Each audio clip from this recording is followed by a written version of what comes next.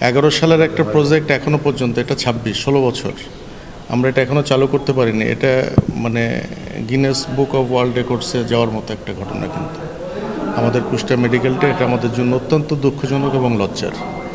তো এখানে আমরা কতগুলো মেন প্রবলেমের সাথে একটা যেটা আমাদের জন্য একটু চিন্তার বিষয়, সেটা হলো যে আমাদের এখানে কিন্তু আর্মি ডিপ্লয়মেন্ট আছে এবং ওনারা এখানে ডিপ্লয়েড হচ্ছেন আমাদের জন্য, আমাদের নিরাপত্তা, সেফটি, সিকিউরিটির জন্য ওনারা এখানে ডিপ্লয়েড।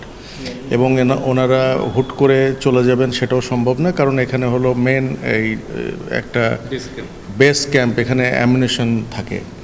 আমরা এরকম আলাপ করছিলাম যে ওনারা যদি কিছু জায়গা ছেড়ে দিয়ে আমরা চালু করতে পারি, তো সেটাও পসিবল না, কারণ এমার্জেন্সি চালু করলে এমার্জেন্সি রুগীরা যেখানে ভর্তি হবে সেটা হলো গাইনি এবং সার্জিক্যাল এবং পার্ট অফ মেডিসিন ওয়ার্ড, সেখানে কিন্তু এখন আর্মি আছে।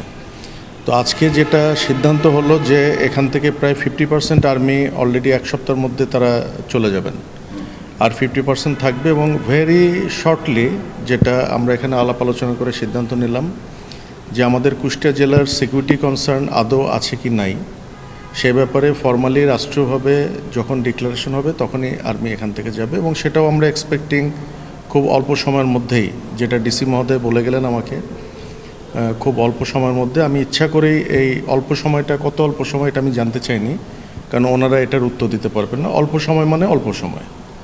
তো যদি সেটা 1 মাসও হয়, 1 মাসের মধ্যে আমাদের আরও অনেকগুলো কাজ আছে যেগুলো আমরা এর মধ্যে সেরে ফেলতে পারবো। যেমন যন্ত্রপাতিগুলো আমরা ইউজার সাইডে ইউজ করে আমরা কিন্তু রিপোর্ট করতে পারবো। বেডগুলো কিভাবে অ্যাকোমোডেশন হবে, বেডগুলোর সেট আপ আমরা শুরু করতে পারবো। কিছু লোকবল আছে, সেই লোকবলের জন্য আমরা কিছু কাজ করতে পারবো। মানে এখন মেন যে জিনিসটা হচ্ছে সেটা হলো যে আমরা যদি ওয়ার্ডগুলো আমরা ফাঁকা পেয়ে যাই, তাহলে আমরা এটা একাধারে এটা সাজানো শুরু করব এবং কাজও শুরু করব। এবং তখন আপনারা দেখবেন যে emergency like other medical college hospitals, এমার্জেন্সির মতোই চলছে।